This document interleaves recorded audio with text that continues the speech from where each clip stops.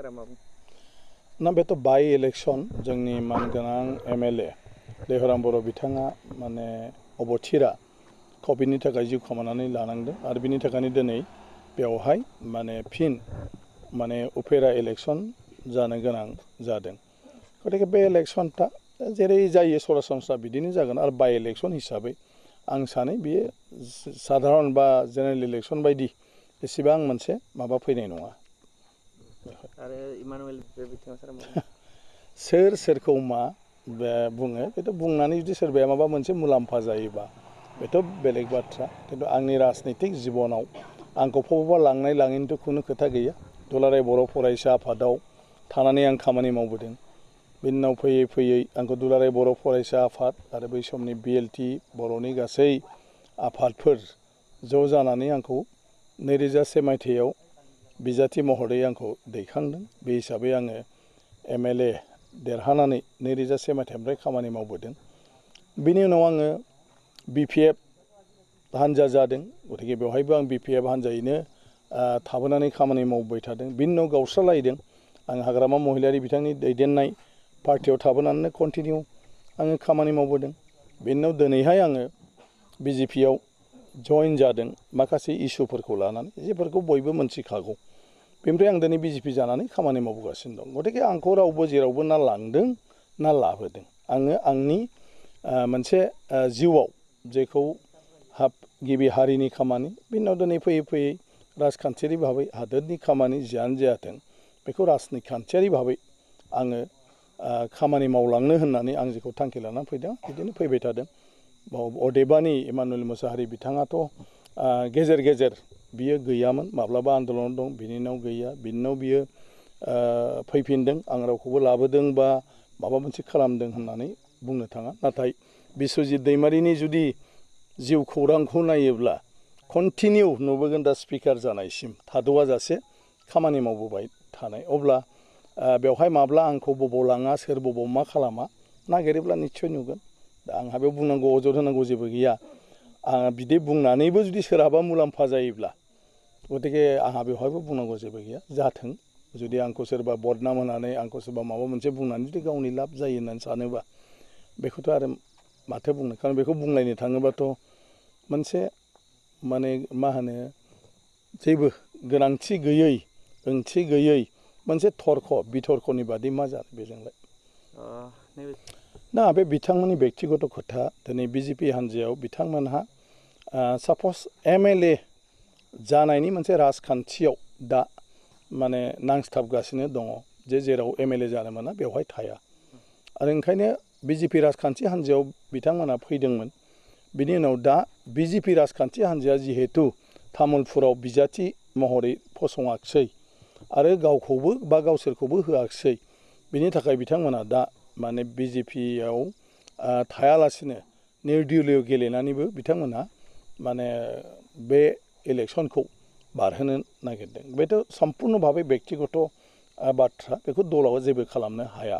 खारन BJP राजखान्थि हान्जाया जाबाय मोनसे राष्ट्रिय राजखान्थि हान्जा आरो जे राष्ट्रिय राजखान्थि हान्जाखौ मानगोनां नरेन्द्र मदि आरो JP नाड्डा बा अमित शाह मानगोनां बिथांमोनहा नायो बिथांमोनहा माने गासैखौबो सालायो। गतिके बिथांमोना दिनै रायजिक कमिटिखौ बे बिसायख'थिनि बेलायाव एलायन्सफोरजों मोजाङै गोरोबनानै खामानि मावनो होदों। आरो UPPLनोनो जिहेतु बे सिटखौ हगारदोंमोन ओंखायनो UPPLनोनो हगारनांगौ BJPआ बेयाव केन्डिडेट जानाङा होननानै बुंदों। गतिके बेखौ गासै BJPनि दैदेनगिरि आरो सोद्रोमाफ्रानो मानिनानै लादों। दा बे बेलायाव जुदि सोरबाया मानिनानै लानो हाया अब्ला बे सम्पुर्ण भाबै बेक्तिगत खोथा। आरो बिनि थाखाय जुदि बियो पार्टि गारो अब्लाबोथ' बेखौ खालामनो नाङामोन बिब्दि होननानै माखासेया बुंगोन। माखासेया बायह्रा मानसिया बुंगोन जे मोजाङानो जादों। नाथाय मोजाङा मा गाज्रिया मा बेखौथ' इयुनावसो जेब्ला बिनि फिथाइया थायो अब्लासो बुंनो हागोन जे बे जिथु लामा लादों बिथांमोनहा बे लामाया बिथांमोननि राजखान्थि जिउ आरो आफादारि जे मोनसे माने मा होनो बेवहाय बाथ्राफोर दं आदर्शफोर दं बियो बेसेबां मोजां जाखो गाज्रि जाखो। गतिके बे सम्पुर्ण बिथांमोननि बेक्तिगत खोथा।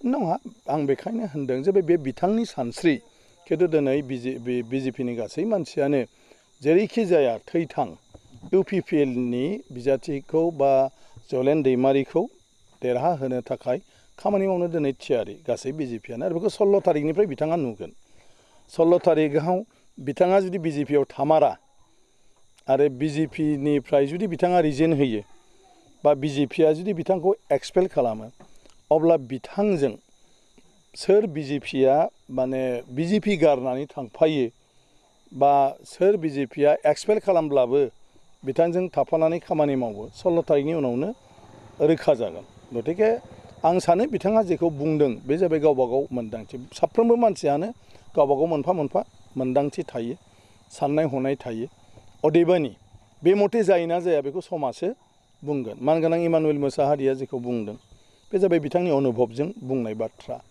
अदेबानि बियो मोगथाङाव बिथां साननाय बायदि जागोन ना जाया बे जाहैबाय समनि बाथ्रा गतिके 16 थारिखनि उनावसो दा गासैबो केम्पेइनाव ओंखारगोन आरो बिजेपिनि गासै पार्टिनि माने जिथु बेफोरनि सायाव पार्टि माने सोद्रोमा जायफोर दं बा मावथि जायखौ कार्यकर्ता होननानै बुङो बिथांमोननि सायाव जिथु खामान बे खामाना 16 थारिखआव केन्डिडेटफोरखौ नटिफिकेसन होखांनायनि उनाव केन्डिडेटफ्रा क्लियार जाखांनायनि उनाव बे खामानटा फैगोन बे खामान फैखांब्लासो तामुलपुर समस्तियाव सोर राजखान्थि हान्जाया माबायदि रायजोनि सिगाङाव हाबनानै मा बाथ्रा बुङो दिनै मानगोनां इमानुएल मोसाहारि बिथाङा गावनि बाथ्राखौ लानानै गाव गिदिंगासिनो दं नाथाय खुनु राजखान्थि हान्जायानो दा इलेक्सन केम्पेइनाव हाबथ'वाखै गतिके 16 थारिखनि उनावसो रोखा जागोन जे सोर राजखान्थि हान्जा दैदेनगिरिया मा बुंगोन गतिके आं सानो तामुलपुरनि रायजोफ्रा बेखौ लानानै बेस्थ' नङा तामुलपुरनि रायजोफ्रा जौगाखांनायनि हाबाफारिखौ लानानैसो बेस्थ'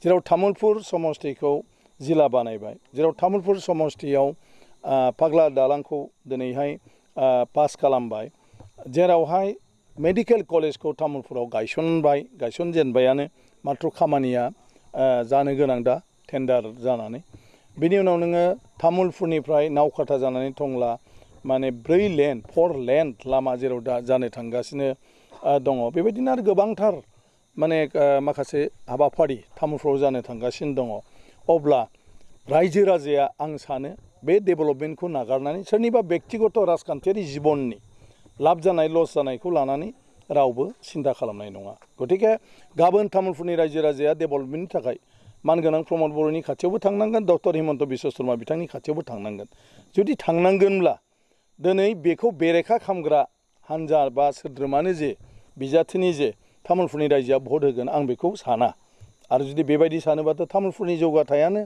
थाबथालांगोन खारन बयबो जुदि दा माने प्रमद बर' बिथां आरो डक्टर हिमन्त बिश्व शर्मा बिथांनि बेरेखा खालामनानै जुदि गसंनो नागिरोब्ला 1-2 बोसोरा बिथांमोननि खाथियाव थांनो हानाय नङा माने लाजिनानै आरो थांनो हायाब्ला जौगाखांनाया थाबथागोन गतिके खुनु दिन आं सानो जे साधारन मानसिफ्रा बे बाथ्राखौ माब्लाबाबो साना जे माने बे गभर्नमेन्ट थाबाय थासान्दियाव गभर्नमेन्टनि हेंथायै भट होनो साब डिभिजन नाङा मोनसे डिस्ट्रिक्ट जानायाव साब डिभिजन जाथारनांगौ होननाय गैया अदेबानि जुदि एडमिनिस्ट्रेटिभ कनभिनियेन्सनि थाखाय खुंथायनि माने मोजांनि थाखाय गाहामनि थाखाय बा सुबिदाजनक जानायनि थाखाय जुदि गोनांथि फैयो अब्ला साब डिभिजनखौ जि जायगायाव जि ओनसोलाव खालामनांगौ जायो अब्ला बेखौ साब डिभिजन माने गायसननांगौ जानानै फैयो अदेबानि जुदि डिस्ट्रिक्ट हेडक्वार्टारनिफ्रायनो मोनसे डिस्ट्रिक्टखौ सुबिदाजनक भाबै सामलायनो हायोब्ला